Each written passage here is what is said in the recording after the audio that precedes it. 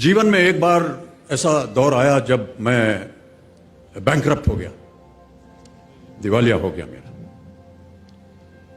मेरी बनाई हुई कंपनी घाटे में चली गई, करोड़ों का कर्जा चढ़ गया, मेरा व्यक्तिगत बैंक बैलेंस जीरो यानी शून्य हो गया। कमाई के सब जरिए बंद थे और सरकार की तरफ से घर पर कुर्की के छापे लग गए। ये बात धीरूभाई को पता चली। बिना किसी से पूछे या जाने उन्होंने अपने छोटे बेटे और मेरे मित्र अनिल से कहा, इसका बुरा वक्त है, इसे कुछ पैसे दे दो। अनिल ने मुझे आकर ये बताया, देवी और सज्जनों, जितना वो देना चाह रहे थे उससे मेरी सारी दुविधा और परेशानियां खत्म हो जाती।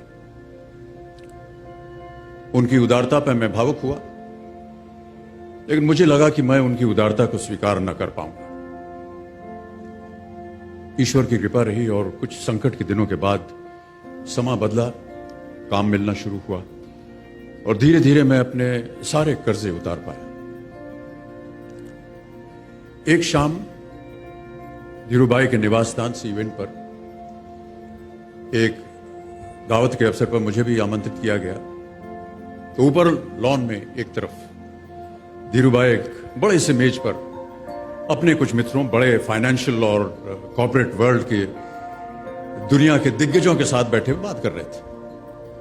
मुझ पर नजर पड़ी तो मुझे बुलाया और कहा, यहां मेरे साथ बैठो। मुझे बड़ा अजीब लगा। मैंने क्षमा मांगी और कहा, मैं उधर अपने मित्रों के साथ बैठा हूं, वहीं ठीक हूं। उन्होंने जिद की और बैठा लिया मुझे। फिर अपनी उस दिग्गजों की महफिल में उन्होंने कहा, यह लड़का गिर गया था लेकिन अपने बल पर फिर खड़ा हो गया है, मैं इसकी इज्जत करता हूं।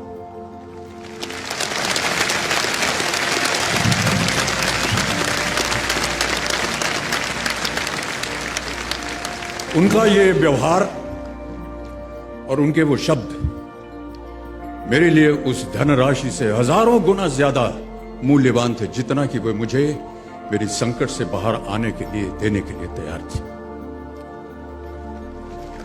ये उनका व्यक्तित्व।